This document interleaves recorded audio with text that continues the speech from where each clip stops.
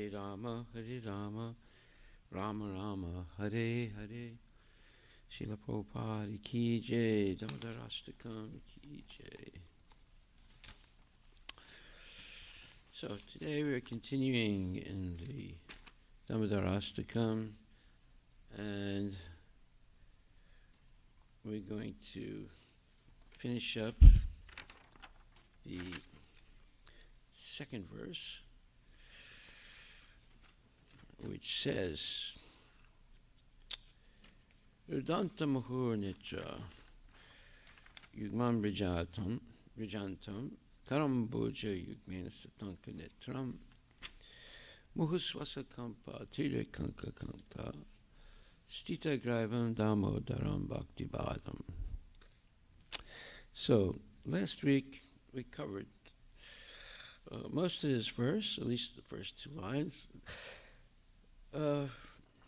But today we're going to finish it where it says,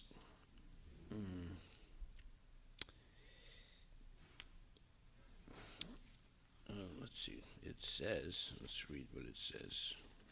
It says, seeing the whipping stick in his mother's hand, he is crying and rubbing his eyes again and again with his two lotus hands.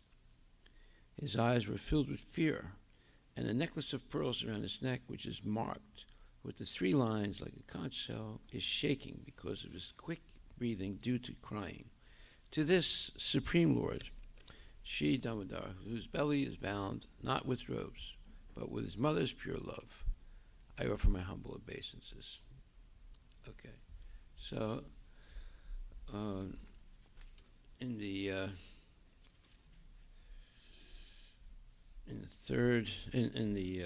last line, it says, Sitagaivam Damodaram Bhakti Badam. So this Bhakti Badam, or Bhaktiyaiva Badam, this is a very important verse or point. Mother Yasoda is able to catch Krishna and tie him around his belly with a rope and tie him to a mortar. So this is only possible because of her unalloyed love for the Lord. And this Bhakti Badam refers to that phenomenon of Mother Yasoda's unflinching love for her child, Krishna. And due to this particular quality of love and devotion, what happens? Krishna comes under control of his devotee. So, Sanatana Goswami says that this refers to he who responds only to bhakti in the following two ways. From his mother's viewpoint, he is bound by the loving parental devotion she feels for her son. From his, or Krishna's viewpoint, he is bound by his mother's devotion in the form of bhakta vasyata. He's willingly accepted the binding, although no rope has the power to bind him. Thus, Mother Yasoda eventually collected all the ropes in her household, but upon tying them together, the length still came out 2 fingers too short to fit around his waist. Now, this is described in the following slokas from the Srimad Bhagavatam, 10:9, 15 to 18, 10th canto, 9th chapter, 15th to 18th verse,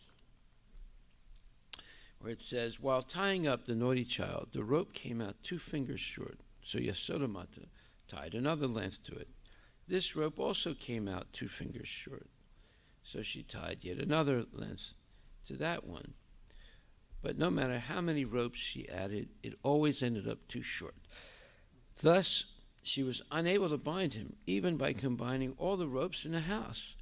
Then her gopi friends began to smile, and she herself also smiled and laughed in astonishment. Then further, the reason for this characteristic of the rope around his waist is Bhaktyaiva Badha. He can be bound only by devotion and nothing else. By this, he becomes controlled. Such is certainly the conclusion of the aforementioned description. In this connection is further stated in the Bhagavatam 10.9.18 to 21,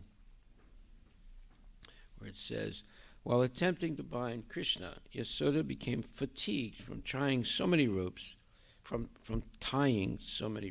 together again and again, and she perspired as the flower garlands in her hair fell loose. Then the young child Sri Krishna saw her weariness and mercifully consented to being tied up. Although he controls the entire universe, along with its highly qualified demigods, the Supreme Independent Hari thus displayed how he comes under the control of his devotees. Therefore, this Gopi, Yasodamata, received such a great benediction from he who awards liberation, a favor not granted to Lord Brahma, Lord Shiva, or Maheshwara, or even Lakshmi Devi herself, who sports as half the body of all the Lord's incarnations. Bhagavan Gopika Sutta, or Bhagavan, the son of Gopi, Yasoda, the Supreme Lord appearing as the son of a cowherd woman, is thus available for his devotees, yet remains far away from those absorbed in the bodily concept of the eightfold yoga practices, as well as those focusing on visions of the self through intellectual pursuits. In other words, the tapasvis, or the yogis who perform great austerities, and the jnanis who embark on a very difficult path of spiritual searching, but being completely unable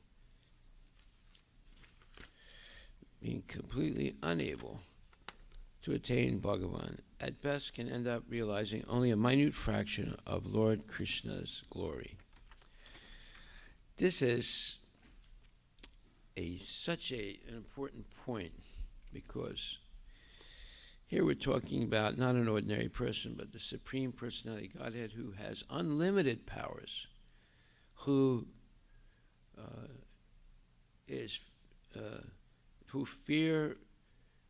fear personified, who scares fear itself, and who is the origin of everything in the universe.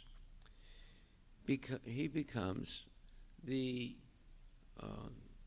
subordinate to his devotee because of his pure devotee's love and dedication for him. And therefore, this is a stark difference than the experience of mystic yogis and of great jnanis, or great intellectuals who have studied the Vedas for many, many years, or the great yogis who have performed many grave austerities for many, many years. And this is also referred to in the Brahma Samhita, 5th chapter, verse 34. Pantastakoti satavatsara sampragamyo vayoratapi manasomari pungamanam sopyastiyat prapadasimya vichintya tatve govindamadi purusham tamaham bhajami. Where it says, I worship Govinda, the primeval Lord. Only the tip of the toe of those lotus feet is approached by the yogis who aspire after the transcendental and betake themselves to pranayama by drilling the respiration, or by the jnanis who try to find out the non-differentiated Brahman by the process of elimination of the mundane, extending over thousands of millions of years. Wow. This is a huge verse and statement, that the yogis who control their breathing, in fact, even can stop it. When you do mystical yoga, you have to plug up the 9 holes of the body: the eyes, the ears, the nostrils, the nose, the mouth, the anus, and the genital. And you have to stop breathing by swallowing your tongue and plugging your anus with your toe in this severe type of yoga. Now, who can do that? I mean, no one that I know or have ever known can do that. But there must be some people that do it, obviously, but very, very few. Even after such severe renunciation for many, many years, they hardly even reach the tip of the toe of the Supreme Personality of Godhead. And then the Jnanis, who spend their whole lifetime studying the Vedas and Vedanta and trying to find out the non-differentiated Brahman by the process of elimination of the mundane, which is called neti. The truth can't be this, it can't be that, it can't be this, it can't be that, it can't be this, it can't be that. Extending over a period of hundreds and thousands of years for both the yogis and the Jnanis, and still they can hardly understand. They don't even reach the tip of the toe of the Supreme Personality of Godhead. So these are very, very serious point here, that the Lord can only be achieved or reached by pure devotion. And Krishna says this several times in the Bhagavad Gita. He says, Bhaktya Tvananyaya Sakya Aham Evam Vidurirjana Gyatam Drastam Chatatvena Pravestam Cha Parantapa. He says, 11th chapter, 54th verse, my dear Arjuna, only by undivided devotional service can I be understood as I am, standing before you, and can thus be seen directly. Only in this way can you enter into the mysteries of my understanding. So he's talking about Bhaktya Tvananyaya Sakya. It says this word Bhaktya Tvananya. Bhaktya means by devotional service. Tvananya, without being mixed with fruitive activities or speculative knowledge. Becomes Sakya, possible. And thus, Arjuna, I can be known. And you can see me as I am, standing before you in factual and real time. And thus you can enter into the mysteries by knowledge or knowing me. So this is a very significant verse, 1154 Bhagavad Gita, and has a very important purport. Prabhupada begins it by saying, Krishna can be understood only by the process of undivided devotional service. So what is undivided devotional service? There's a description of it in this first canto, second chapter, verse number 6, which says, Savai pumsa paro dharmo yato bhakti rahoksje haitaki pratyata yayat masuprasiddhi. The supreme occupation, or dharma, by the word, the translation or the real meaning of the word dharma is one's occupational duty. I mean, occupation means you work, what you do in life, right? But it's your duty to be engaged in the service of the Lord. That's the real purpose of human life, and that is one's dharma, that quality that defines us and cannot be separated from us. It's not simply service, it's devotional service to Krishna specifically.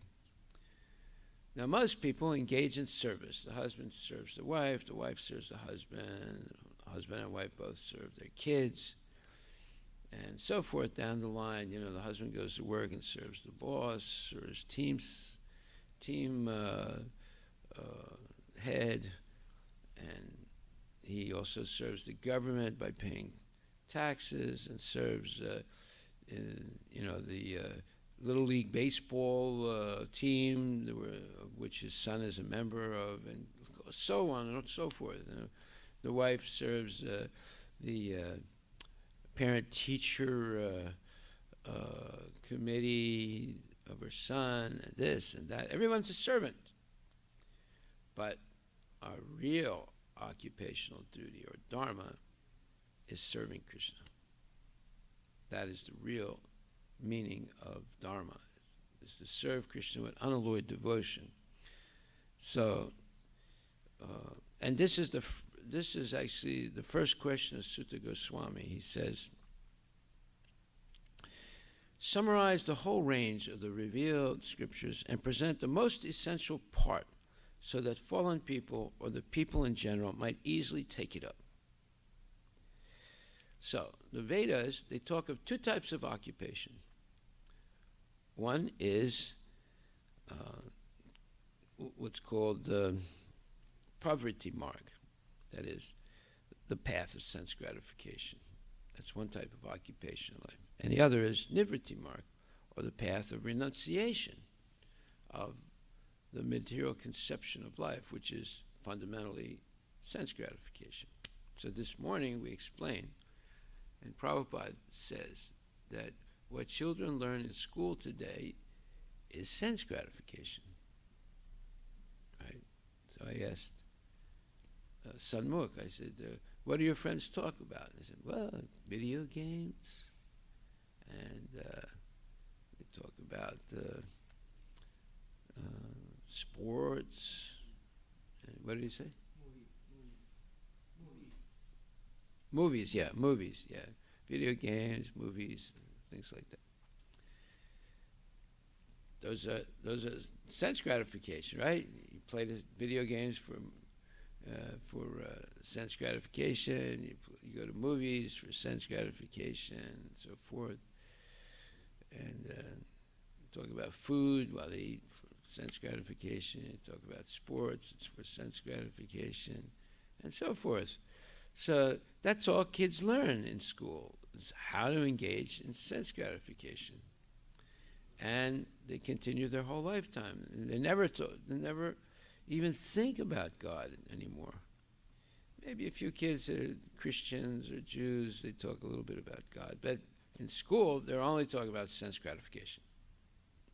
They're not talking, by the way, you're not allowed to talk about God in school, in public schools. I mean, you can mention it, but if you go a little too far, they'll stop you. The teacher will stop you. Oh, we're not allowed to discuss this in class.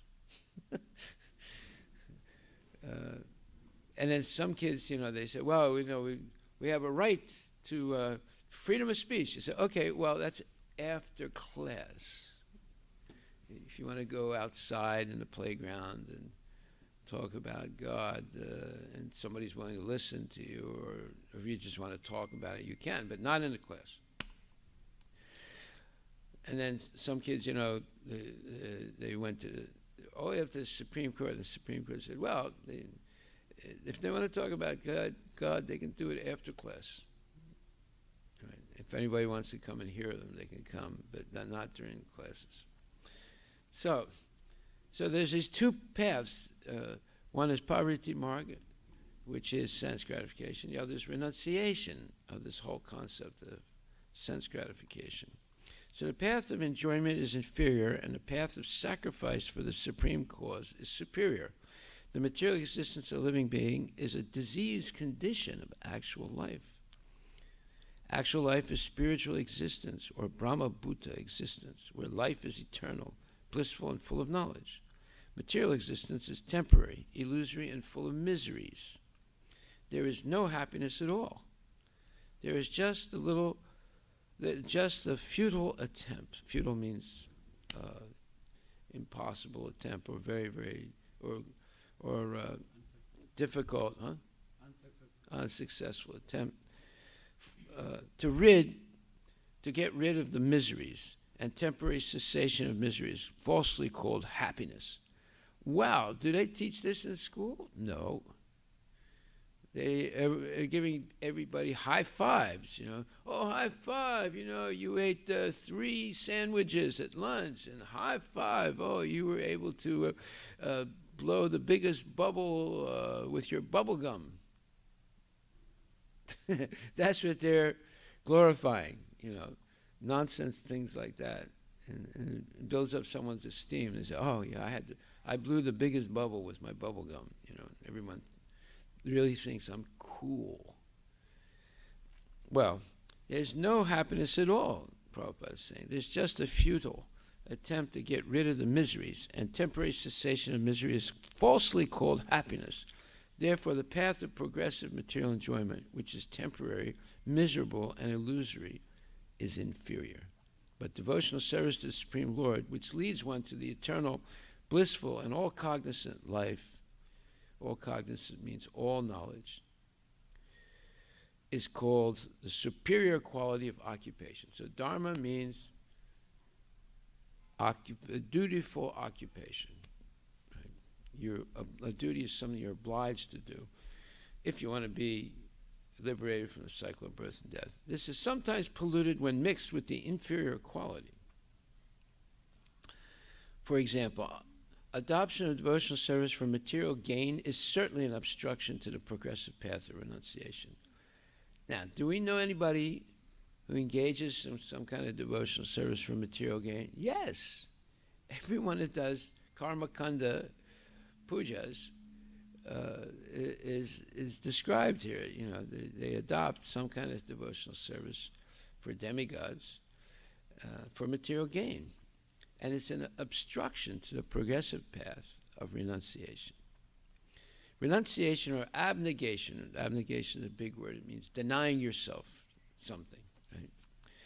For ultimate good is certainly a better occupation than enjoyment in the diseased condition of life. Such enjoyment only aggravates the symptoms of disease and increases its duration. So the pursuit of sense gratification just aggravates the disease of forgetfulness of Krishna. And what? Increases the duration of one's imprisonment in the material world. This is right in the beginning of Srimad Bhagavatam, the second canto. Right?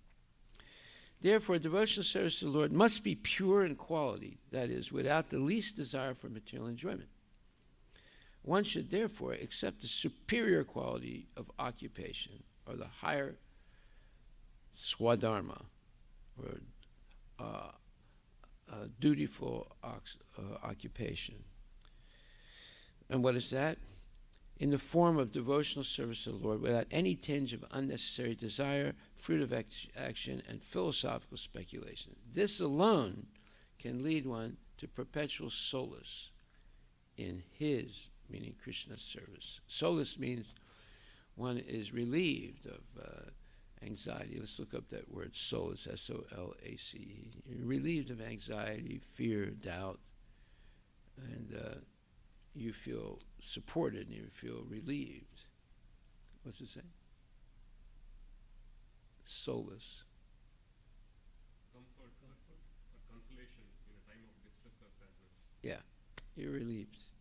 You feel relaxed now because your fear and anxiety is over because you have a little bit of solace. Right? Okay, so Prabhupada said, we have purposely denoted Dharma as occupation because the root meaning of the word Dharma is that which sustains one's existence. A living being's sustenance of existence is to coordinate his activities with his eternal relation with the Supreme Lord Krishna. Krishna is the central pivot of living beings, and he is the all-attractive living entity or eternal form amongst all other living beings or eternal forms. Each and every living being has his eternal form in the spiritual existence, and Krishna is the eternal attraction for all of them. Krishna is the complete whole, and everything else is his part and parcel. The relation is one of the servant and the served. It is transcendental and completely distinct from our experience in material existence. This relation of servant and the served is the most congenial form of intimacy. One can realize it as devotional service progresses. Everyone should engage himself in that transcendental loving service to the Lord, even in the present conditional state of material existence, that will gradually give one the clue to actual life and please him to complete satisfaction. So actual life is engaging in the service of the Lord. And there are some mundane examples that that points to this. What are those mundane examples that point to it? Well, I remember when I was a kid, I unfortunately was watching television, and there was this one program that would come on all the time of Jack Benny, who was white, and his black or his Negro servant, Rochester. So the whole series, there was a television series that went on for years, was about Rochester, the servant, and Jack Benny, his boss or his master. You know, I mean, there was nothing mean about Jack Benny being the master or the boss of Rochester, right? And they were affectionate, right? And this master-servant relationship was not something pejorative or negative. It was shown in a positive way, because like before, black people were servants of white people. You know, in the United States, they were slaves, right? But here, this is post-slavery. And you have Rochester, who is the servant of his boss, Jack Benny. But it's a pleasant relationship, you know. They would joke around with each other, and Jack Benny was a comedian, you know, and he was always like sort of dependent on Rochester, you know, to bring the right clothing, shine, make sure his shoes are shined, and their talks were always friendly and, in one sense, a little bit affectionate. So this is a perverted reflection of the real thing in the spiritual world, of the relationship, for example, of Mother Yasoda and her son Krishna, or in another sense, the relationship of Nanda Maharaj and Krishna, or where the Lord is subordinate to his pure devotee, and the relationship is completely transcendental and full of affection and love. So we see things in this world that are perverted reflections of things that are in the spiritual world. But anything that's a reflection of something else means that the real thing exists, but it's not here. This is only a shadow reflection of the real thing, right? And the real thing is Krishna's relationship with his devotees, where it goes even farther. The master becomes subordinate to the servant because of pure love, and that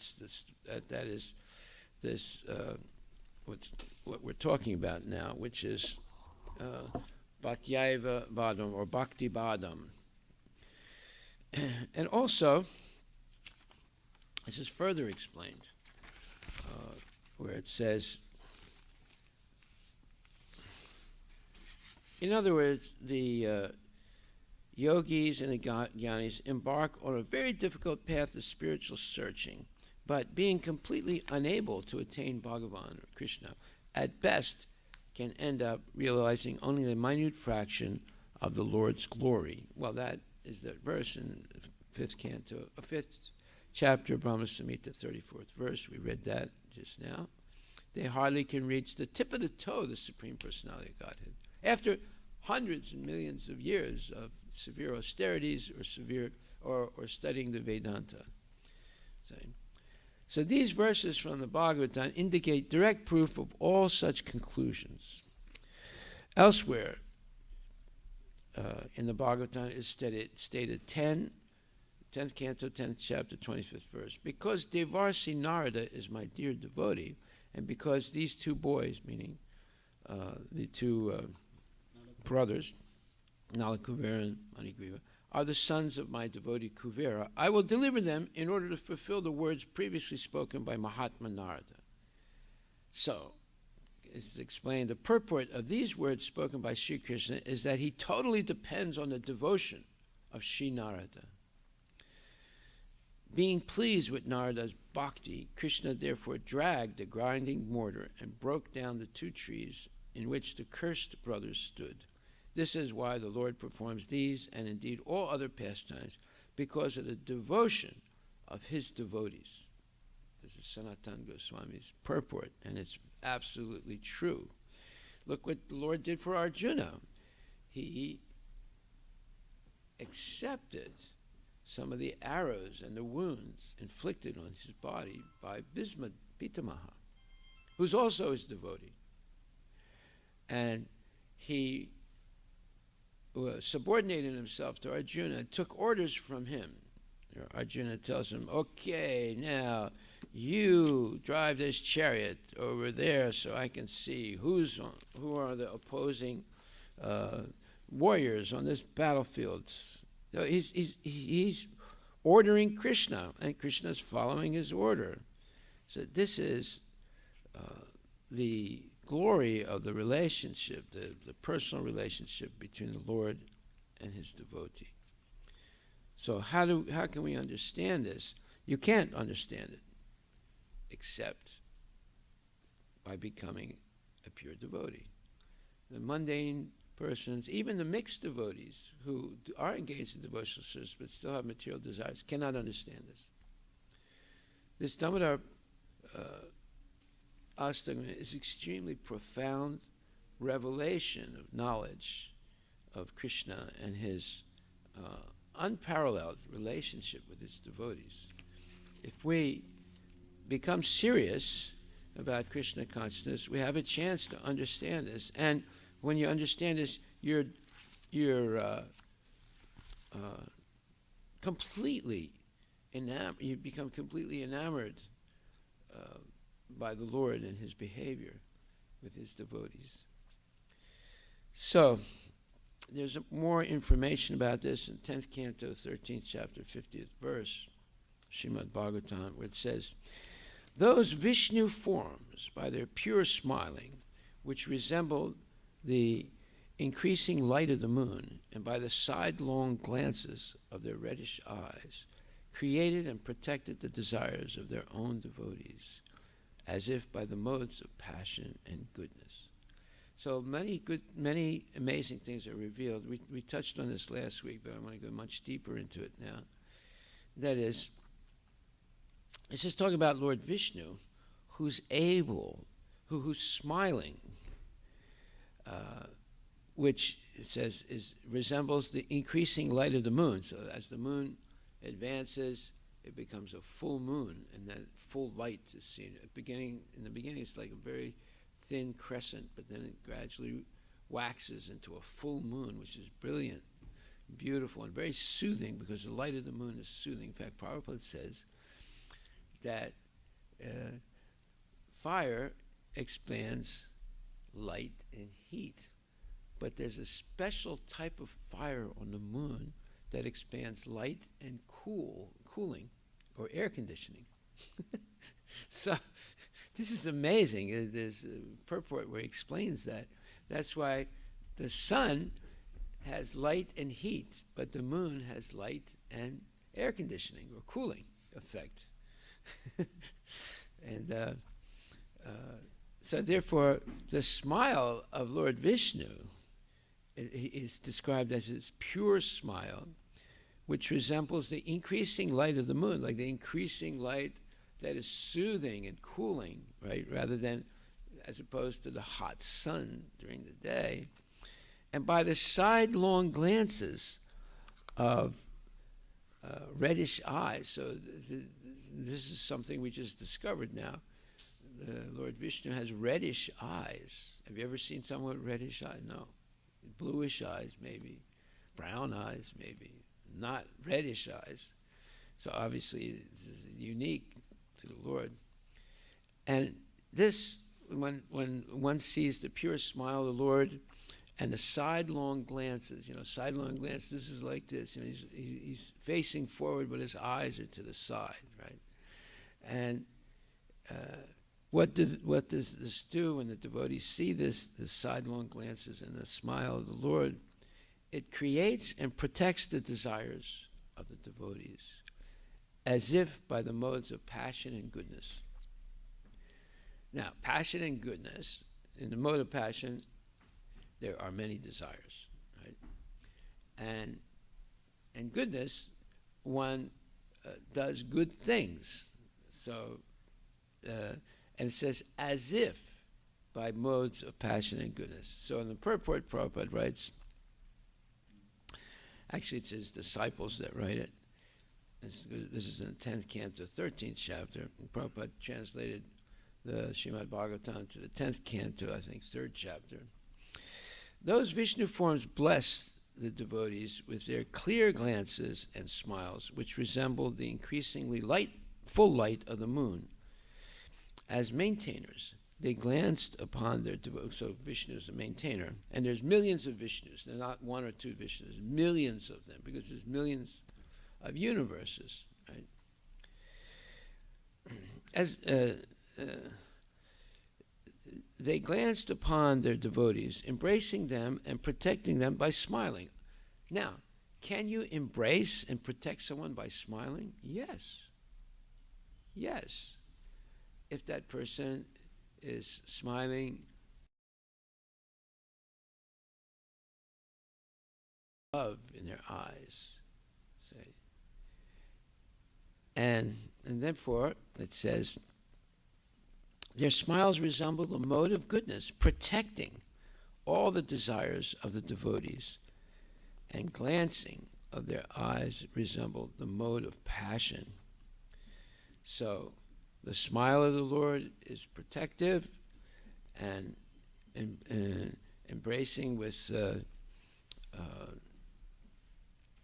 desire to maintain the devotee, and then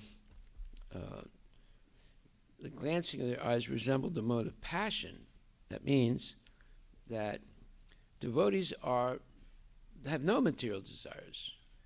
But now it's comparing the sidelong glances to passion. What does that mean? Well, in the spiritual world, which is the real world, and the material world, which is a perverted reflection, in the material world, passion just increases rajas or many, many desires for sense gratification. But the same thing in its purified form is affection. In the spiritual world, it's not desires for sense gratification, it's expressing affection. So, but in the spiritual world, it is affection, this rajaguna.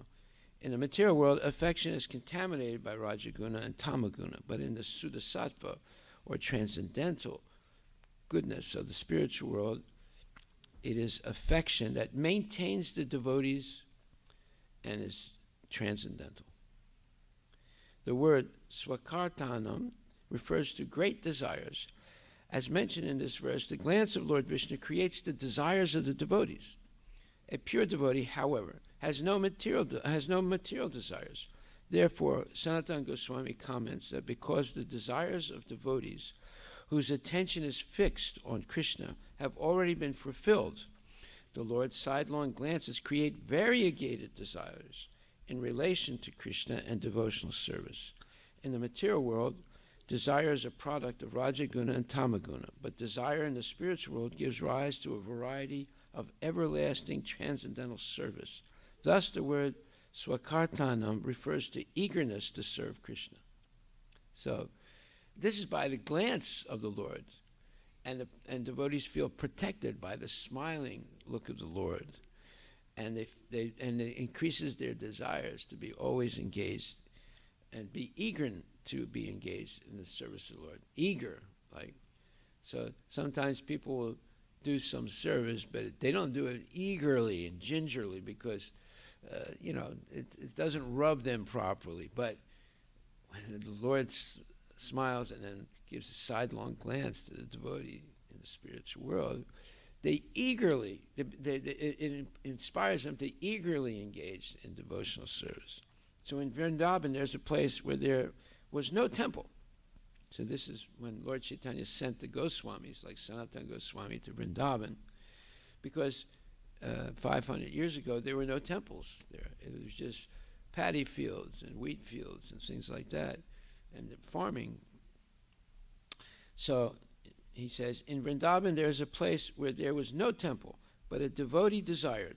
Who was that devotee? Sanatana Goswami. He desired, let there be a temple and seva, devotional service. Therefore, what was once an empty corner has now become a place of pilgrimage. Such are the desires of a devotee. Just like here in Sammamish, there was no temple here when I first came here. There was almost nothing here.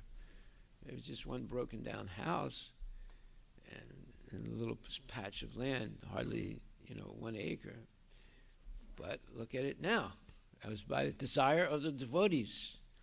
So many devotees desire, let's have a temple. Let's have a big temple, and we don't want just this little house. There were some devotees that told me, I said, why you want to build a temple? This house is just sufficient, Prabhu. We'll have to go through so much trouble. Yeah, we go through so much trouble. Why? So that more people would come. Many people would come to the temple, and they look at it, and they say, oh, this is just a house. This is not a temple. And they drive away. Many people told me, well, I came to your temple, but it didn't look like a temple, so I never walked into it. Now, people walk by and they say, this is a temple, but, it's only for Indians. It's not for us, the Americans. That's what they say now. And just like this reporter that came and did this whole Channel 5 report on the Diwali in this temple, he told me, I've been driving by your temple. He said, I'm a resident of Sammamish. I've been driving by your temple for years, and I always look at it, and I say, geez, I'd like to walk in there, but I don't want to walk in there and insult people or do something wrong. I feel as if, this is only for Indians. It's not for us, the whiteys, right? I said, no, that's wrong. I said, this temple, I said, I'm one of you guys. I'm one of those whiteys. I'm American. I was not born Hindu, but this temple is open for everyone. It doesn't matter, whether you're white or black or green or yellow or blue. You're all welcome. He said, really? I said, yeah. I said, I'm inviting you. You come. You bring your whole family. We'll have dinner. And what we do here is a special type of yoga. It's called Bhakti Yoga. Our technique is chanting, dancing, and feasting. He said, what? I thought you have to sit down and meditate. I said, no. Our meditation is chanting, dancing, and feasting for Krishna. And if you have a little bit of patience, hearing talk about Krishna. That's our yoga. So he was a little bit shocked by all this. That's why he did a good report, right? Okay, so here we understand that Rajaguna and Tamaguna in the material world are very negative things, but in the spiritual world, first of all, there's no Tamaguna in the spiritual world, but there is Rajaguna and Sattvaguna. Rajaguna fills people's minds with the desire and eagerness to serve Krishna, and it fills their mind with affection for Krishna, which leads to this eagerness to serve him. And Sattvaguna makes them full of bliss.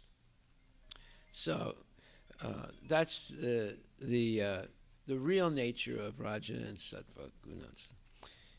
And because of that, the Goswamis who went to Vrindavan, when there was nothing there, they wanted to build temples so that people would come. And now Vrindavan has become a huge place of pilgrimage, and people visit the temples. And the first temple was built by Sanatana Goswami, the Radha Madan Mohan temple, which I have visited. And it has a well, and it's one of the only wells in Vrindavan where the water is sweet. A lot of the water in Vrindavan is not sweet in a sense, but and I was lucky enough. I asked the priest if I could have a little bit of the water, and he let me drink some. So, yeah, Vrindavan is a magical place. However, there are many obstacles there for a person who's not Krishna conscious. So, I remember when I went there, most people would not go to Vrindavan. They would go to Taj Mahal, farther south from Vrindavan. And then they would come back and they wouldn't stop in Vrindavan. They'd go directly to Delhi. And so when I went there first time in 1972, Vrindavan was not the way it is now. There were 5,000 temples. Most of them were just house temples, and there were a few larger temples. And it was a magical place. You never heard, amplified music in Vrindavan, but you heard chanting by people, And almost every house you'd pass by, you'd hear somebody inside chanting, having an arti. And you would hear chanting 24 hours a day. When I would go to sleep, in those few days I stayed there in 1972, I heard someone chanting in the distance, Hare Krishna. And when I woke up, I heard the same person chanting in the distance. And then when there was arti, like Mangal arti, you would hear it all over the place. The bells would be ringing and people would be chanting or banging on the metal thing. So it was a magical place. It still is, but most people would not come because there were open sewers there. They didn't have a closed sewer system. And there were many cows just walking around, and there were dogs, and there were donkeys, and most of the people, they seemed to be like farmers or devotees who were priests or Brahmins. It was a very, very, rustic, very small town, and someone who's a materialist, they would not be interested in going there. The materialists, they all went to the Taj Mahal to see a dead body, to see a funeral parlor, right? But Vrindavan had that special appeal to those people who were devotees. The first time I went, I think I said last week, the rickshaw driver who took me there in a tunga, in a horse-driven cart,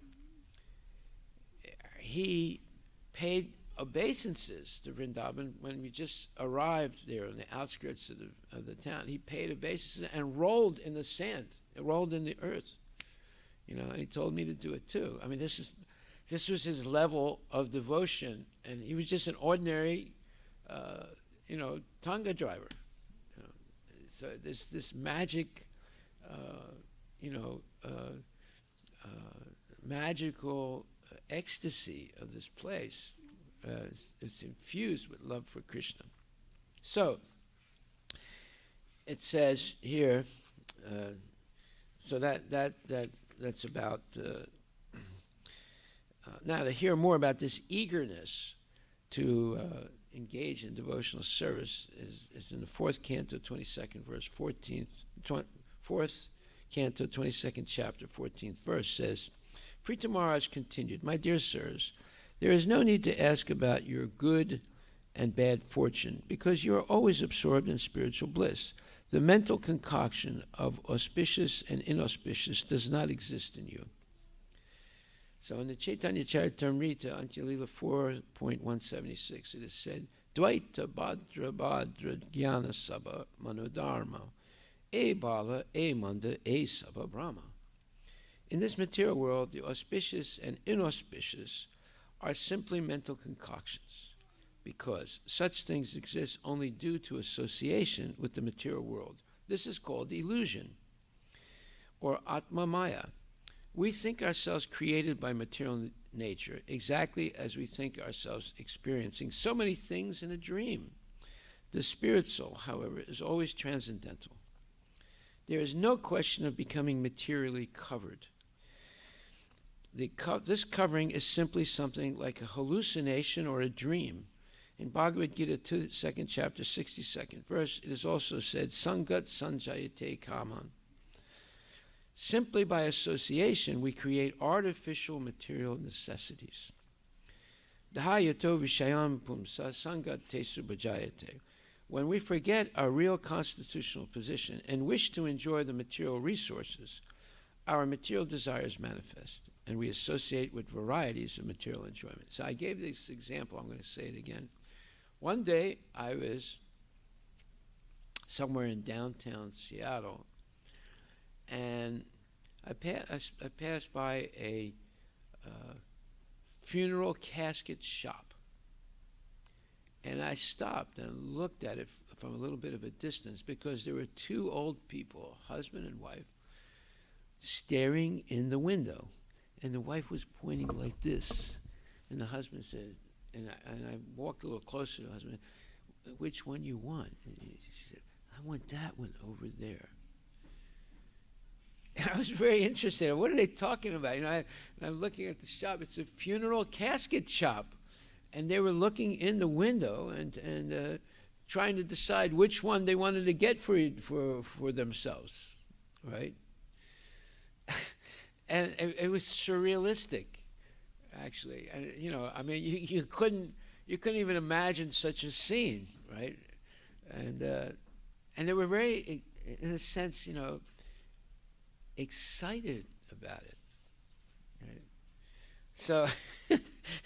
So what is it saying here? It says, by association, when we forget our real constitutional position and wish to enjoy the material resources.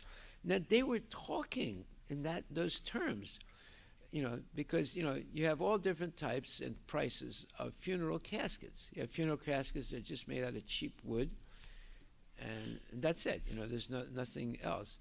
Then you have, and that could cost at most $50 or $100. Then you have funeral caskets that are worth thousands and thousands of dollars, up to $10,000, $20,000. They're padded and they're fluffy and they're soft, so your spine doesn't hurt when you put into it. Of course, the person is dead. How's the spine going to hurt? But anyway, they want to, people buy those type of, and they might even have some kind of. Just like nowadays they sell beds that have a cooling effect when you're laying down, right? So they have all these accoutrements in such funeral caskets nowadays. So it's a big business. Well, because they have a steady clientele. People are dying every day, right? So you'll never lack a customer, Okay, so... So it says, as soon as the concoctions of material enjoyment are there because of our association, you watch television, right?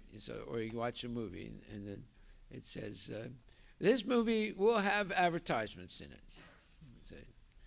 And so every once in a while, there's a break in a movie, and somebody comes on and says, M&Ms, buy M&Ms, they're very good for you, and then it goes, and then next is a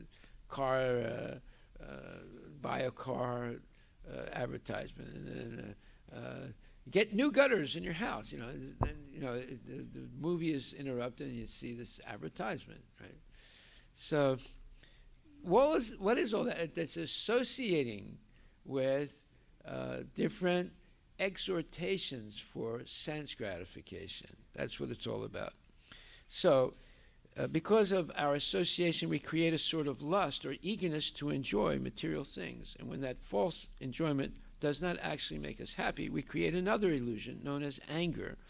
And by the manifestation of anger, the illusion becomes stronger. When we are illusioned in this way, forgetfulness of our relationship with Krishna follows, and by thus losing Krishna consciousness, our real intelligence is defeated. In this way, we become entangled in this material world. Well, this is psychology of the human being. And there's psychology of spiritual existence and the psychology of material existence. By material association, we lose our spiritual consciousness. Consequently, there's the question. See, now what did Sanmukh say? Well, they talk about video games, and they talk about movies. What happens when you watch a movie? This is what happens when you watch a movie. By material association, because you're associating with materialistic people in the movies, right? Or in the television, or on the internet, we lose our spiritual consciousness. Consequently, there's the question of the auspicious and inauspicious. But those who are Atma-Rama, or self-realized, have transcended such questions. The Atma-Ramas, or self-realized persons, gradually making further progress in spiritual bliss, come to the platform of association with the Supreme Personality of Godhead. That is the perfection of life. In the beginning, the four Kumaras were self-realized impersonalists, but gradually they became attracted to the personal pastimes of the Supreme Lord. The conclusion is that for those who are always engaged in devotional service to the Personality of Godhead, the duality of auspicious and inauspicious does not arise. Prithu Maharaj is therefore asking about auspiciousness, not for the sake of the Kumaras, but for his own sake. Well, here we see something very important. In the material world, people say, this is good. And then they say, but that is bad. This good and bad is both illusory. Actually, there's nothing good in the material world, because everything in the material world is planned to help us forget God and our relationship. And when you forget Krishna, you stop devotional service. Just like I've seen many people come to the temple. Like, for example, in France, there was this one woman that came to the temple once, and she was very attractive. She had high heels. She had this special type of nylon stockings with the designs on it. She had earrings, and she had a perfume, French perfume, and mascara, and she had facial powdering and everything. And she was gorgeous. She had beautiful hair, and she was a gorgeous woman. And she walks in the temple with her high heels. And I was the first one to say, I said, oh, excuse me. I said, you have to take off your shoes. I said, I never take off my shoes. I said, I know, but if you want to come into the temple, you have to take them off. So she reluctantly took off her high heels, right? And and then she started coming to the temple. You know, I introduced her to the ladies in the temple, and she made friends with them. And every week she would come to the temple every Saturday and Sunday. And little by little, one day, she comes in with a full sari on. No high heels, no mascara, no makeup, and she puts tilak on, and she started doing service, and listening to classes, and giving donations to the temple. She's a very nice lady. She transformed from that Barbie doll into a real person. And then we got used to seeing her every Saturday and Sunday. And all of a sudden, one Saturday she didn't come. And then Sunday she didn't come. And then she didn't come for months and months and months, almost a year. And we were puzzled, you know. She never gave us her phone number. And then one day she showed up again, high heels, the nylon stockings, the hair, the mascara, the face all made up, and the perfume. And I said, Elaine, what happened? She said, I'm not coming here anymore. I said, but you're here right now. She said, no, I just wanted to come and tell you why I'm not coming. I said, okay. What happened? She said, you know, I work for a very important man. I'm an executive secretary. She had told us that she was an executive secretary. So that means she's not an ordinary secretary. She's there at the bidding of her boss, right? And she said, my boss, he pays for my apartment. He gave me in my car. He pays for the insurance, and he takes me on vacation. She said, my boss is married and has a wife and kids, but I'm his concubine. I said, well, I'm sorry to hear that. No, you shouldn't be sorry. I'm very happy. I thought I would be Krishna conscious, but actually my boss told me, if you go one more time to that Hare Krishna temple, you're out. you're finished. You're going to be fired. I'm going to take back the car, the apartment, everything. So she said, I had to make a decision, and I've made it. I said, well, I'm sorry to hear that. And I said, you were doing very fine in Krishna consciousness. But who's going to pay for my apartment? Who's going to pay for my car? Who's going to pay for my dresses and my perfumes? I said, well, if you'd be a little patient, you'd see that you wouldn't need any of those things. They're not really necessary, and you would not be in such a horrible relationship. She said, well, I don't agree with you. I said, okay, well, I'm sorry. See, unfortunately, you see things like this in Krishna consciousness sometimes, But you see, she was a slave to that lusty man. And although she tried to get out of it, when he threatened her, she gave into it. This is what material life is all about. Threats, fear, anxiety, exploitation, and so forth. None of this exists in the spiritual world. Or if it exists in its pure form. Just like Raja Guna in the spiritual world leads to pure affection, not to an infinite number of material desires that take you away from Krishna. Okay, so I wanted to make that point. And then the last point, to show how wonderful the relationship is between Mother Yasoda and Krishna, and how by hearing it, why do we do this for a month? We take a break from everything else we're doing and we just focus on this relationship, because this is what is Krishna consciousness all about. And it shows that only through devotion does Krishna become vulnerable,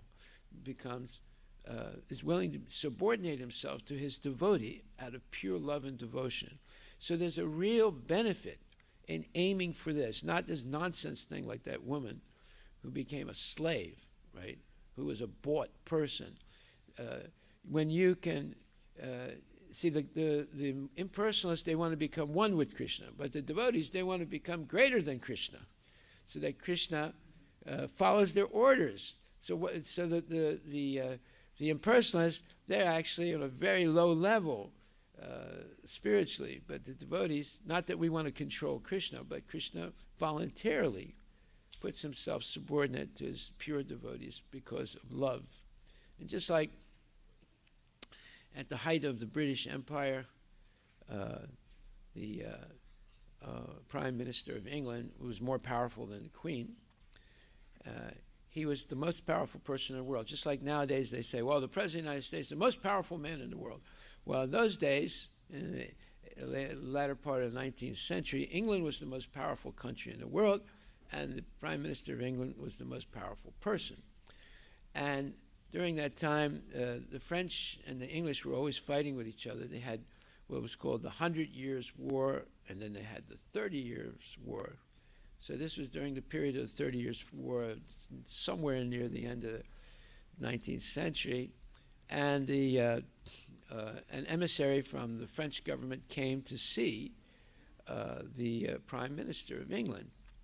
And when he came to the office, he came to see if they could make a treaty and stop the senseless 30 Years' War that they've been waging with each other.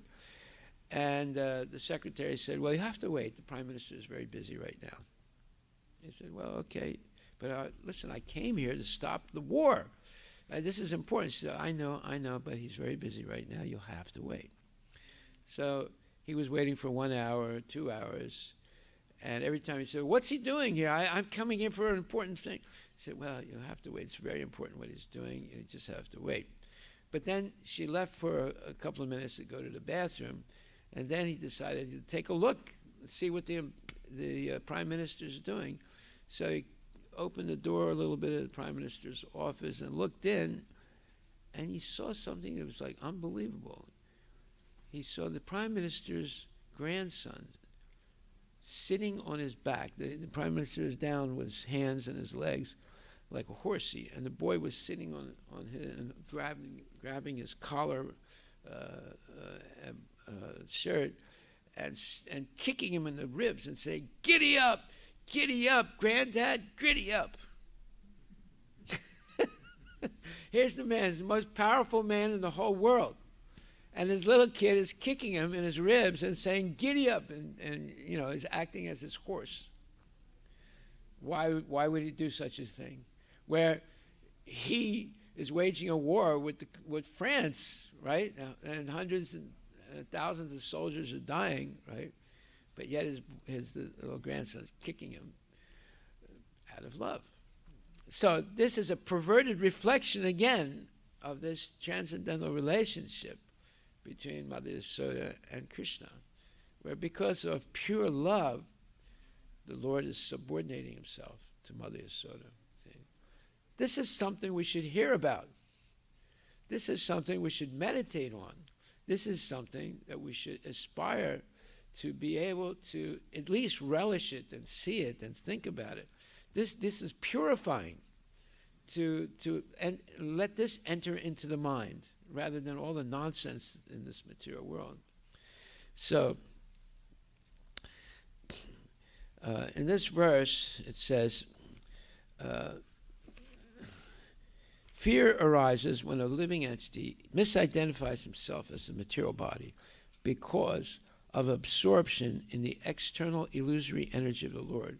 When a living entity thus turns away from the Supreme Lord, he also forgets his own constitutional position as a servant of the Lord. This bewildering, fearful condition is affected by the potency of illusion, called Maya. Therefore, an intelligent person should engage unflinchingly in the unalloyed devotional service of the Lord under the guidance of a bona fide spiritual master whom he should accept as his worshipable deity and as his very life and soul. Now this explains why so many people are fearful and worried and anxious because they're not sure what's going to happen in the future, and they get panic attacks, and they need to take tranquilizers and sleeping pills. They can't go to sleep. They're so worried all the time, and they're nervous, and they easily get angry because their mind is preoccupied by their imaginary fears. Right? So according to Srila Sridhar Swami, the objection may be raised that since fear is caused by ignorance, it can be dispelled by knowledge, and there is no need to worship the Supreme Lord. The living entity falsely identifies with his material body, family, society, and so on, and he simply has to give up this false identification. Then what will Maya be able to do?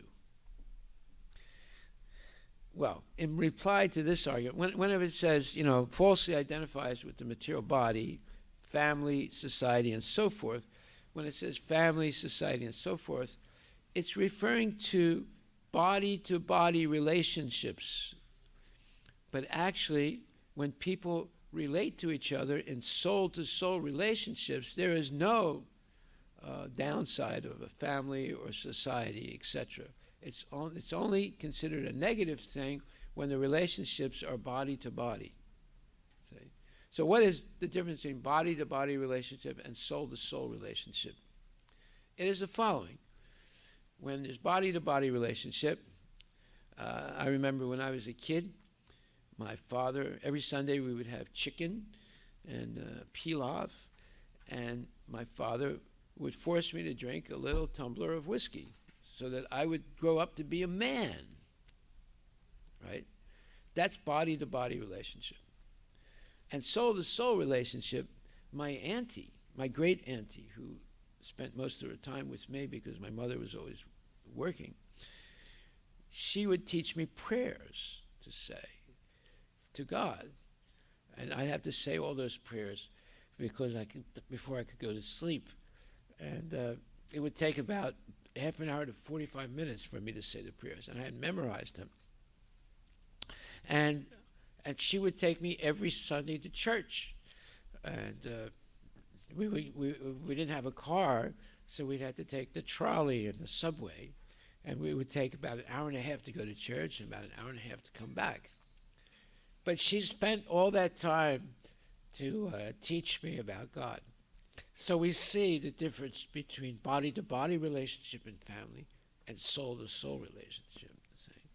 So here it says, in reply to this argument, Srila Sridhar Swami has quoted the following verse from Bhagavad Gita, 7th chapter, 14th verse. Daivihiye sagunamayi mama maya duratya mam eviye prapadyante mayam etam tarantite. This divine energy of mine, meaning the material energy, because it's divine, it's spiritual, because it's coming from Krishna, consisting of the three modes of material nature, is difficult to overcome. But those who have surrendered unto me can easily cross beyond it. So then, the statement here is, the living entity called Jiva Tattva is one of the potencies of the Supreme Lord, but the constitutional position of the living entity is tatastha, or marginal. Being minute, every living entity is eternally dependent upon the supreme living entity, Krishna. This is confirmed in the Vedic literature as follows. Nityo nityanam chaitanas chaitananam. Krishna is the supreme eternal amongst all eternals because he is feeding and maintaining everyone else. Every one of us is independent, is dependent. Only Krishna is independent. But as the supreme independent, he sustains and gives sustenance to all other living entities. That's the difference between God and us. Although we are equal to him in eternal existence, we are not equal to him as far as being independent. We're completely dependent on the Lord for everything in our life. Okay, so Krishna is the only independent controller. All other living entities depend upon him. However, when we become convinced that we are independent, we become conditioned by Maya. And there are philosophers like Jean-Paul Sartre and other so-called materialistic existentialists. They insist that we are completely independent in the material world. Even if there is a God, he's not looking after us at all. We have to fend for ourselves, and we have to be heroic and fend for ourselves. So this is complete nonsense. But yet, they write these big books, and they preach this type of so-called gospel of the living entity is independent.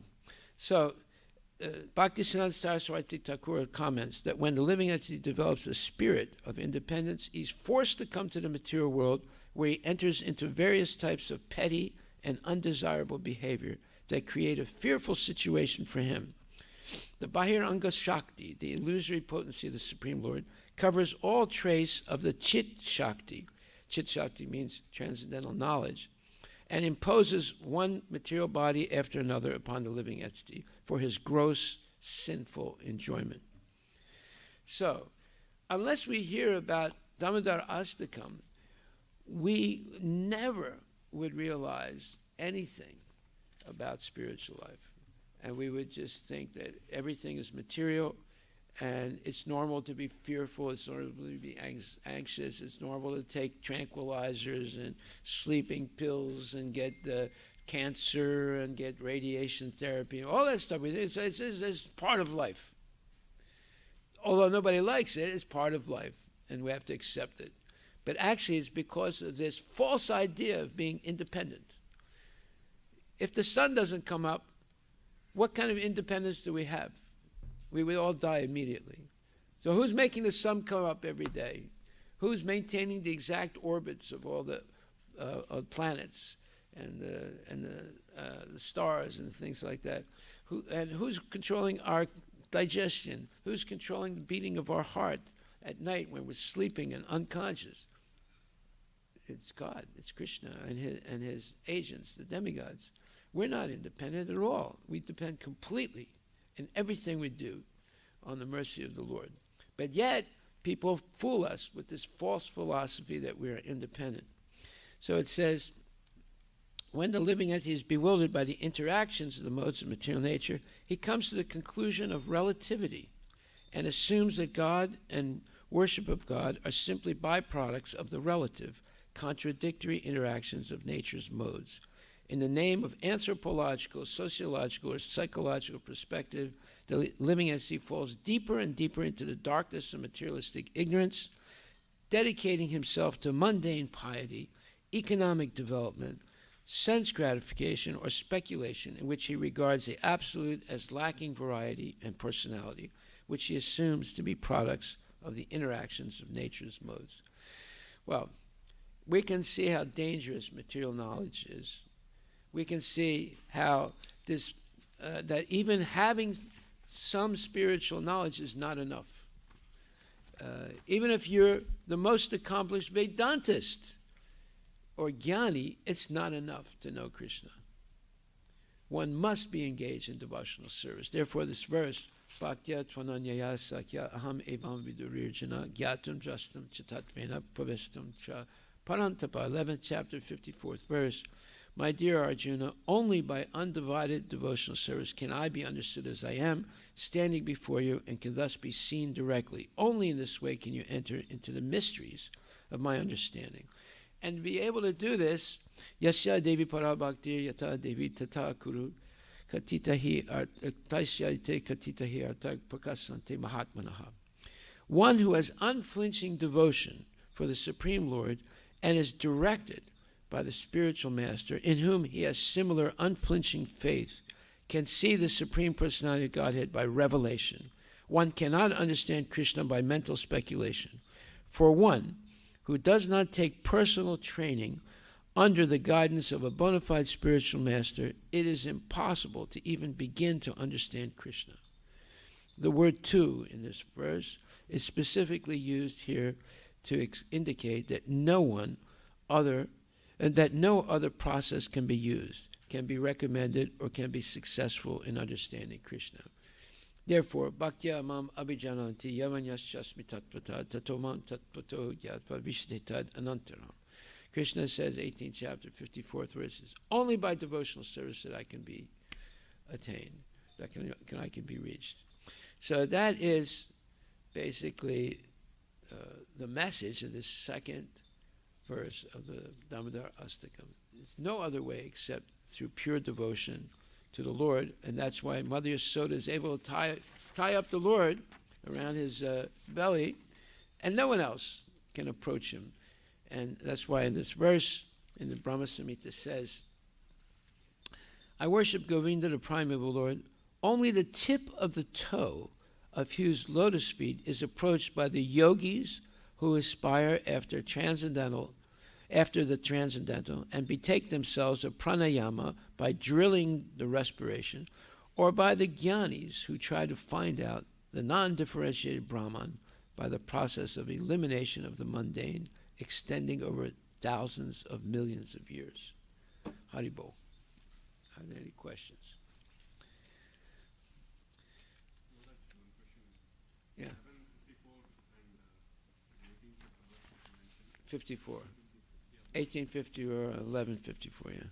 They both seem very similar. Are the same meaning or is Yes, exactly the same meaning. Yeah. But usually people don't refer to 1154.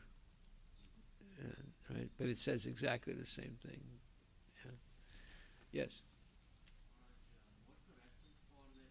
Sanatana Goswami verse? Yeah. That was Srimad Bhagavatam. What?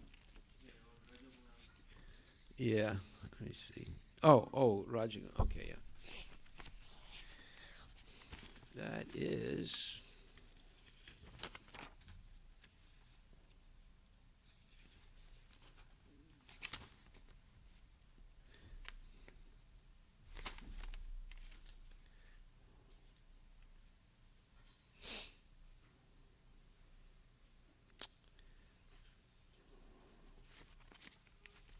Yeah, that's Bhagavatam. 1 second.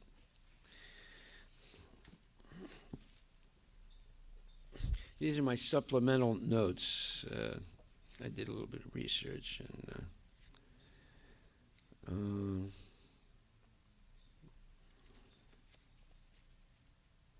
Sanatana Goswami. It is 10th canto, 13th chapter, 50th verse. 50th. Okay, so now we want to start at least the third verse of the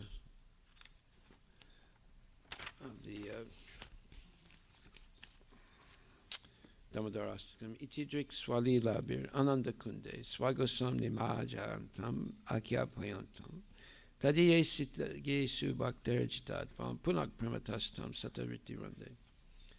So, by such childhood pastimes as this, he is drowning the inhabitants of Gokula in pools of ecstasy, and is revealing to those devotees who are absorbed in knowledge of his supreme majesty and opulence that he is only conquered by devotees whose pure love is imbued with intimacy and is free from all conceptions of awe and reverence.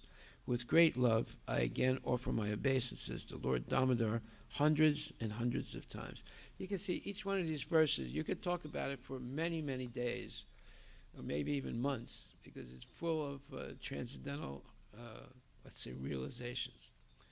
So next frame. So we begin with Itidrik Swalilabir Ananda Kunde.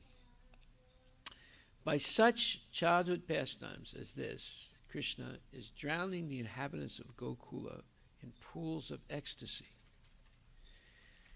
Have you ever heard of such a phrase? Drowning in pools of ecstasy. Iti also connotes idrisiblis cha, which means enchanting and extraordinary childhood pastimes like Damodar Lila. I remember my brother, and one of my brothers, who had his first child. It was a little girl. I remember one day I was watching him just a few days after that little girl was born, and my brother, after work, he came home and immediately went upstairs to where the little baby was, and the baby was sleeping, and he picked her up and was holding her head with one hand and her body with the other hand, and he was just looking at her, and he was like in ecstasy. Right? When a new child is born, the parents are just amazed, right? It has little hands, and little feet, and a little nose, and little eyes, and maybe a little bit of hair on the head. I mean, it's a miracle. It's amazing how that little body was produced, and so cute and so dependent, right? Then when they get to be, 18, 21, they become independent. Say, I want a cell phone. I want my own car. I want to live in an apartment. Down in the University of Washington. I don't want to stay at home. All that dependency is over now. Went out the window. But at that point, right, he was enthralled. I could see it. I could feel it. He was not in this world anymore. He was like completely overwhelmed by the fact that he had his first little child. So you could just imagine Mother Yasoda when she saw Krishna, right? Or Devaki when she saw Krishna in a four-armed form as Narayana. She was just amazed, but she was right away she was afraid, because she thought, oh my God, if Kamsa comes and sees my baby, knows that this is Narayana, she'll kill him. So then she prayed, please, please change yourself into an ordinary little baby with two arms. So she didn't realize that that two-arm form is the source of everything. It's the source of Narayan also. So this is a transcendental drama based on transcendental emotions of love and devotion for the Lord. So it says that enchanting and extraordinary childhood pastimes. Yes, when a little child enters into a family, the mother and father are transfixed on the child, right? And they feel great happiness, and they're going to have these pastimes to see the child the first time they have grains, and the first time they begin to walk, and the first time they start to talk, and they're going to experience all these childhood pastimes to the baby. Just imagine if the baby is the Supreme Personality of Godhead, how overwhelmingly ecstatic it is. Already it's ecstatic for the parents with an ordinary child. Imagine if your child was the Supreme Personality of Godhead. And then the next word says swa. Swa in the phrase swa lilabihi conveys the greatness of his own pastimes. Krishna's pastimes are unparalleled, especially his childhood pastimes. And in Ananda Kunde, immersing all the residents of Gokula in pools of ecstasy. So here we see why there's no even mention of people enjoying themselves by drinking alcohol, by gambling, by eating meat, by speculating all day long.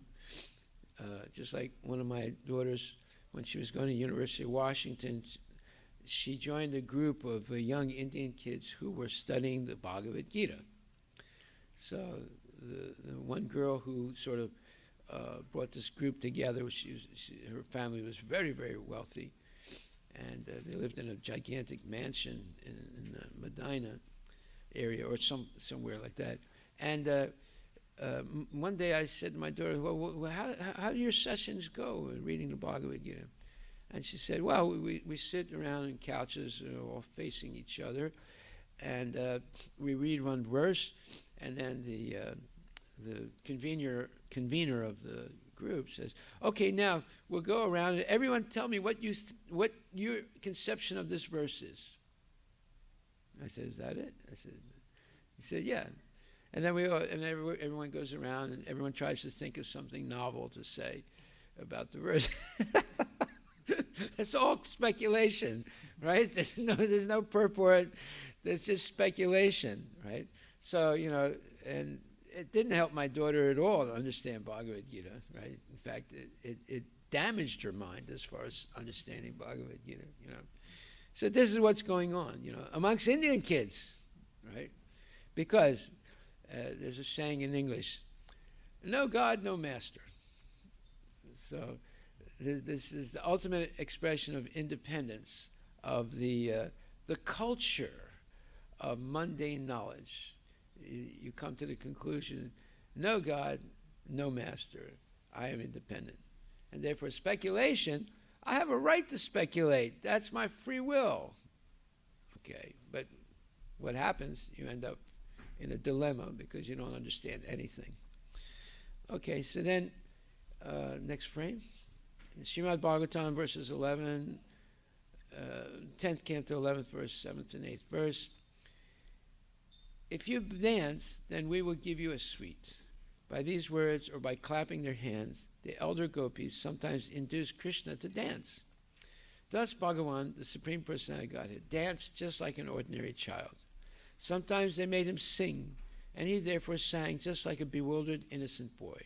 In this way, he came under the control of the cowherd women exactly like a wooden puppet on strings. Sometimes his relatives would order him to bring their shoes, chair, or measuring pot. But if he was unable to lift the article called for, he would grasp it firmly and, just to please his dear relatives, flap his elbows again and again to demonstrate his childish strength. So in other words, he's not lifting the pot. He's just going like this while holding onto the pot as if he's moving it, right? And to show how strong he is. So you can imagine what it means. They were in pools of ecstasy watching these transcendental pastimes of little Krishna. And next one. Swagosam nimajantam. So this is going word by word, phrase by phrase. By such childhood pastimes as this, he is drowning the inhabitants of Gokula in pools of ecstasy. With Srimad Bhagavatam verses, Sri Satyvrata Muni states that Sri Krishna drowning Nimajantam, the inhabitants of Gokula, Swagosam. Gosa means to loudly proclaim the glory of something, either his own glory, swasya, or the glory of the gopis and gopas and gopis, swanam. Krishna, in this mood, he personally drowned them all in pools of bliss. So these are commentaries. So Satyavrata Muni is the author of the Damodarastakam. And we're reading also Satyavrata Muni, and we're reading also the commentary by Sanatana Goswami. There are other commentaries, but Prabhuji chose Sanatana Goswami's. Of course, Sanatana Goswami is a huge expert. And so Sanatana Goswami's commentary on verse 3 follows. Now the excellences of his guna vishesha, or excellent qualities, of Krishna are expressed in this verse, beginning with the word iti. It depicts the reason for his coming under the sway of his devotees. And so over here, and furthermore, iti means by this Damodar Lila. It also connotes irasciblis cha, by all Sri Krishna's supremely enchanting childhood pastimes, like Damodar Lila. The word swasa indicates his own uncommonly divine pastimes, and also lilabi, by his sportive pastimes. He drowns all the living beings of Gokula in ecstasy, confirmed by many statements of the Bhagavatam, such as the following, 10th canto, 11th chapter, 7th verse, 7th and 8th verse. If you dance, then we will give you a sweet. By these words, or by clapping their hands, the elder gopis sometimes induce Sri Krishna to dance. Thus, Bhagavan, the Supreme Personality of Godhead, danced just like an ordinary child. Sometimes they made him sing, and he therefore sang just like a bewildered, innocent boy. In this way, he came under the control of the cowherd women exactly like a wooden puppet on strings. Sometimes his relatives would order him to bring their shoes, chair, or measuring pot, but if he was unable to lift the article called for, he would grasp it firmly, and just to please his dear relatives, flap his elbows again and again to demonstrate his childish strength. On the basis of these conclusions of the Bhagavatam, it is further stated, Swagosam means all the living beings dwelling in Gokula. Ananda Kunde Nimajantam, he immersed them in a deep pool brimming with liquid bliss mellows. Ananda Rasamaya Gabira Jala. Therefore, it is declared in the Bhagavatam verse quoted above, Swanam Pritim Samudvahan. By these actions, he stimulated the complete love of his own dearmost relatives, Priti. And furthermore, the word Gosha additionally means the loud proclamation of his glories. Similarly, the word Swa also connotes either Swasya or Swanam, that either his own glory or the glory of the Gopas and Gopis is proclaimed by these pastimes. In this mood, he personally drowned them, all in pools of bliss, Ananda Kunde Nimajatam, and they experienced a very special excellence of supreme happiness, Paramasuka. So you think any of these inhabitants of Goloka Vrindavan miss the material world? What do you think? Do you think they're nostalgic? Oh, well, when I used to go to the nightclub, it was so much ecstasy. I knew this one Frenchman. His name was René Hergé. He was a printer, and I used to go and have my labels printed by him. But he was a perfect French gentleman. He was always dressed with a bow tie and very, very first-class suit, and he had a mustache which always had wax on it. It was always perfectly. He was a perfect Frenchman, and he always spoke in high French. Very, very. He would always use very, very high-class words, and the work he did was always high class, right? So one day I was with him, and we were talking, and that was, I had been invited with our Sankirtan party into a very high exclusive bar on the Champs-Elysees to chant Hare Krishna. Normally we would never enter such a place, but because they want us to chant Hare Krishna, I agreed. And we went there and chanted Hare Krishna. And I met this one Indian man that was there. He was holding a glass of champagne. And he said, I'm very happy to see you here. And I said, oh, well, thank you. He said, I'm born in Vrindavan. I said, what? You're born in Vrindavan? He said, yeah. And then he pulled this piece of string out. He said, see, I'm a Brahmin. I said, wow. I said, I was a little impressed because I had hardly ever met an Indian who was a Brahmin at that time, right? I only knew about Prabhupada. I didn't know much about, Indians. And he said, he said, you're always chanting this Hare Krishna. I said, yes. You're trying, he said, you're trying. In other words, he was implying that, what we're doing, we're falling short of the real thing. And I was like shocked by this. The way he was like talking down to me, right? But I didn't say anything. So the whole idea is that what's a person born in Vrindavan doing in a bar, drinking champagne, right? How far has he gone away from his culture? Now, I'm in the same bar. I'm not going to argue about that. But I only came there to chant Hare Krishna, not to drink champagne, not to talk nonsense. And as soon as we finished chanting, we left, right? But this man stayed, right? Because he left Vrindavan to come to France to drink champagne, eat meat, and do nonsense. Now, that's not all. One day we were in Pigalle. Pigalle is a really low-class neighborhood where there's all kinds of girly shows and things like that. And we were doing Sankirtan there. And we were next to an exit of a metro, underground subway station. And this Indian family came up the steps. And the father said, "This is it. This is Pigalle." They came all the way from India to visit Pigalle, which is like lowest class place in all of Paris, where all the scum go, right? And they were in ecstasy. And he brought his kids with him, his wife, right? I mean, no decent person would ever go there, right? Because all they have is all these girly shows, and it's like, a horrible place. And drunkenness and so forth. We would go there just to chant Hare Krishna. So both times I meet Indians that are completely opposite of what they should be, and they're attracted to all this scumbag entertainment. So, but you can't. But we're also there, but we're not there to enjoy it. We're there to spread Krishna consciousness, right?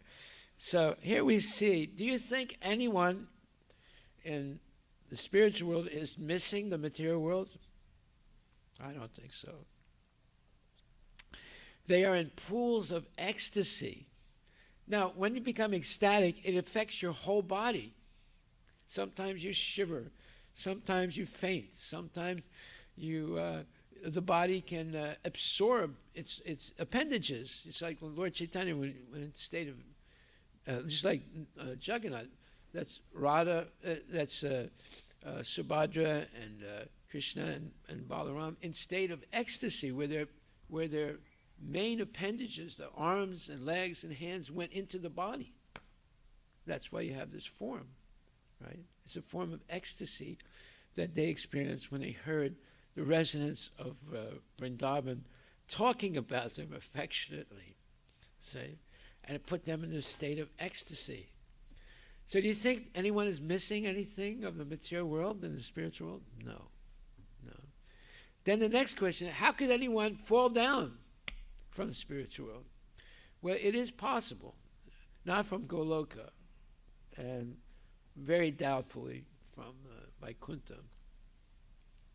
But when people go to the edge of the spiritual world, and Prabhupada gives the following example. This is his example. We're not going to other sampradayas for their example. His example is when you're on the beach, right near the waves that are coming in, sometimes you can go into the waves, and sometimes you can stay a little bit away from it on the wet sand, right? So Prabhupada says, when one is on the edge of Vaikuntha and looking at the spiritual world, material world, one may become attracted to it. And because of that attraction, one may try to jump over it, but because of the attraction, they can fall into it. Just like a moth. The moth at night is attracted by the light of the fire, and therefore approaches the fire because it's attracted, and then falls into the fire and burns. You see that, like even with our lights outside, many of our lights outside, right where the door is, if you look carefully, you'll see there's many insects, moths and things that are dead inside of it. They flew into it and then they died. So in the same way, if one goes to the edge of Vaikuntha, it's possible that they can become attracted to the material world and voluntarily walk away from it, right, and fall down into Maya. So that's Prabhupada's explanation, and it is possible to fall down, even from the spiritual world. Just like every day it's possible that we fall down. And we see it every day. Even some of the most advanced devotees can fall down. You look at Bharat Maharaj, he fell down. He got attracted to a deer. And I know many examples. Like one time I was with this sannyasi, ISKCON sannyasi, in Paris, and we were walking by a confectionery store, a sweet store, a French sweet store. They have some here in Seattle also. And he stopped and he looked in the window and he saw all these sweets. He said, "Wow!" He said, "This is never seen this. This is like a sweet shop in India, but this is the French style of sweet shop." I said, "Yeah, Maharaj." He said, hold my danda." So I said, "Okay." He went in and bought something. And when he put it out, I was a little embarrassed. I said, "Maharaj," I said, they use eggs to make a lot of those sweets." He said, "Really? Well, I didn't hear that." He fell down. And when he fell, he left his danda in Paris and went away. So anybody can fall down from any position, except from Goloka or Vaikuntha, with the exception if you go to the edge of Vaikuntha and you look at the material world, it's possible. You become attracted to something and fall down. Okay, so we'll stop right there and finish. We've finished almost the whole third verse. Are there any questions?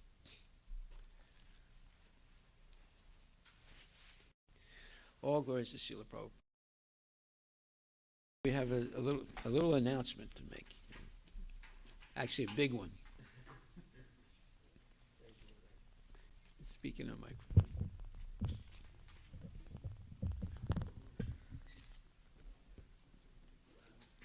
Hare Krishna, everyone. As you would know, Microsoft was running a giving campaign. So a small group of Microsoft devotees who work at Microsoft, they came together like previous years to put their small effort to see what they can do for the Lord under the guidance of Harivilas Maharaja. And we did something small. So I would like to present that on the behalf of our Microsoft team to Neil Madhava through Maharaj. If Harish Prabhu, if you can, Nitin Prabhu, Karan Prabhu, Rakesh Prabhu, please come. Devnath Hari Prabhu, please come. Present it to Maharaj. Please present to Maharaj. Maharaj will show it to Neil Madhav Bhagwan. Yeah, Maharaj, you can unveil it for Neil Madhav Bhagwan and then you can tell the number. Yes, Maharaj, yes. Wow, nice present. Yeah.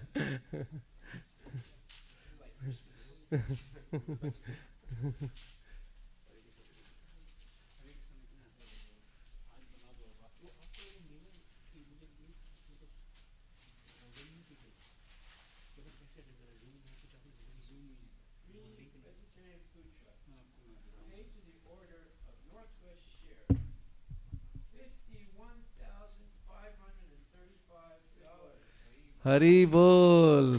Krishna's Mercy via Microsoft Give Campaign 2021 and signed by all the devotees. Yes. So hard. Yes, Thank you very much.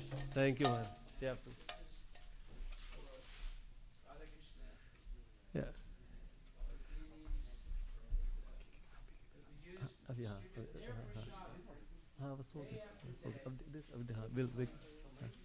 And our 2 food trucks. Yeah. We're going to increase the number of people that we reach with Radha and Krishna's prasad. Yes. Right. Yes. All the food is cooked in the temple and offered to the deities. And by the mercy of Krishna, we have this temple.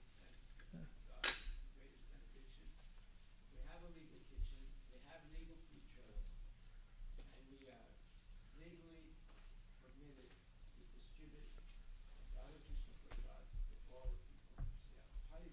Haribol, Haribol. Yeah, and I would like to read the name of some of the volunteers who helped. Harish Atharaju Prabhu, he's here. Mahesh Dudikar Prabhu. Manoj Raheja Prabhu is not here, he's still at the farm. Nitin Prabhu is here. Vijay Narayan Prabhu, Arun Lakshman Prabhu, Ashwin Prabhu, Harish Srinivasan Prabhu, Karan Prabhu is here, Kaushik Prabhu. Manoj Prabhu, please here. Mukunda Prabhu, Chirag Prabhu, Prashanti Kanan Mataji, Radha Vinod Prabhu, Ramesh Perla Prabhu, our Sukriti Krishnadas, Rakesh Patnaik Prabhu, Sanjay Gar Prabhu, Sashidhar Prabhu, Satyendra Prabhu, Shriram Prabhu, Sudhakar Prabhu, Umesh Prabhu, Vikash Prabhu, Kiran Prabhu, and Divya Dulani Mataji. These are all the part of the team who helped in whatever small. Devnath Hari Prabhu, oh Hari Hari Bol. They are all a small part of the team, Prabhu, and they all did. But some of the names I would like to mention, they, just like in the monkey army, there are all the monkeys, they are doing their job, right, in a small way. Some monkeys, they jump longer than the other. And one monkey who did really awesome was Harish Atharaja Prabhu. So we'd like to clap for him. So he single-handedly, he ran the campaign within his team and collected of the 51,535, he collected $10,750. Yeah, so he's set a wonderful example for all of us. He led from the front, so we really thank you, Prabhu.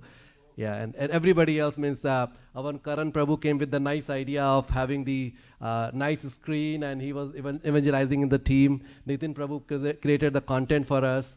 Manoj Prabhu sent a lot of emails, right? Devnath Hari Prabhu did the yoga class and the cooking class and the emails, everything. So, yeah. So, everybody who can do, Prabhu was sending to his team. So, everybody did in whatever way they can do. So, they all did. So, yes, Maharaj. So, just. You were driving us together. I was just serving everybody. I was just serving everybody. So, yeah. Yeah, Prabhu, no. It was like 5 days just ago, like 25th, we've only had 4,000, 5,000, around 5,000. In the last 5 days, everybody came together.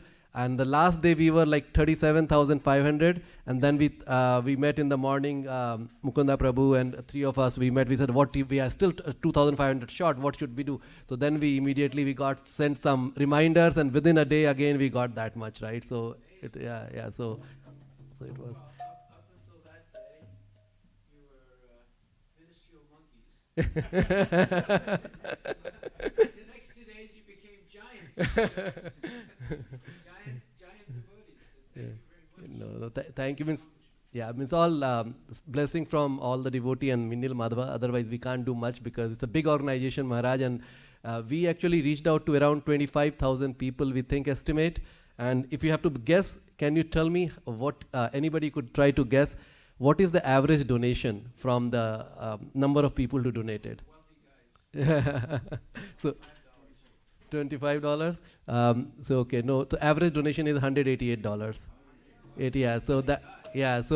So it's just around 276 people who donated.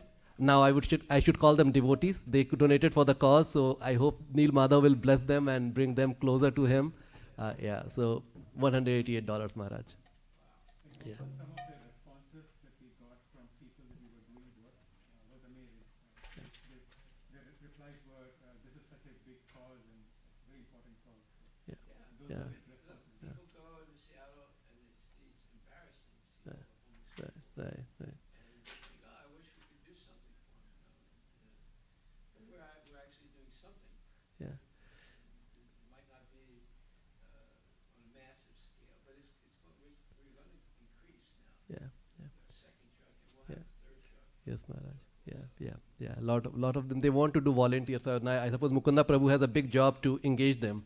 So he knows them. They were like very enthusiastic. Some of them are very enthusiastic. Yes. I was like presenting about this in my team, in the larger team and all. And then, when I shared that we provide hot vegetarian meal to all the homeless and all, a lot of people were like very interested. They said, oh wow. They always thought that, food means it's all meat-based, but what if some persons have restrictions and they cannot eat meat and all that stuff, right? So then it was very interesting, and that also motivated a lot for them to like say, yeah, let's move to the cause. We also give clothing out. We also give masks. We also give foods to take away with them.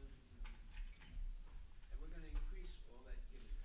So we see the second truck already all painted and ready to go, which is a testimony of all the donations. Just waiting for the health department. Send a follow Yeah. saying that this is what Yes, we'll do. So, Maharaj, just to conclude, we have some small token of gifts for some of the volunteers. If you can go and take it from Maharaj, Prabhu, please give it to Maharaj. Yeah. Harish Prabhu. Yeah. So, Harish Prabhu, please go, please go. Harish Prabhu, please. Yeah. Harish Prabhu, Karan Prabhu.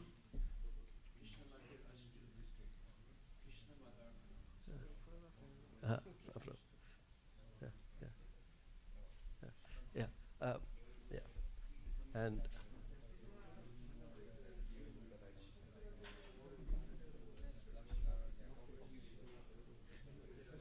Nitin Prabhu.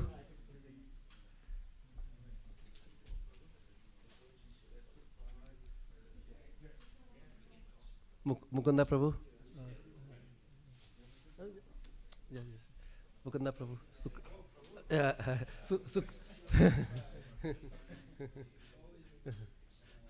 Sukritir Krishna Prabhu. And Devnath Prabhu. Devnath Prabhu, please.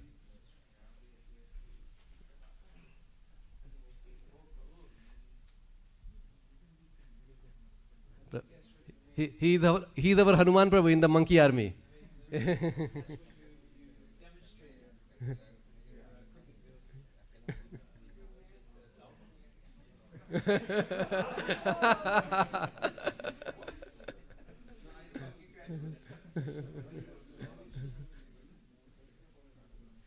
Prabhu.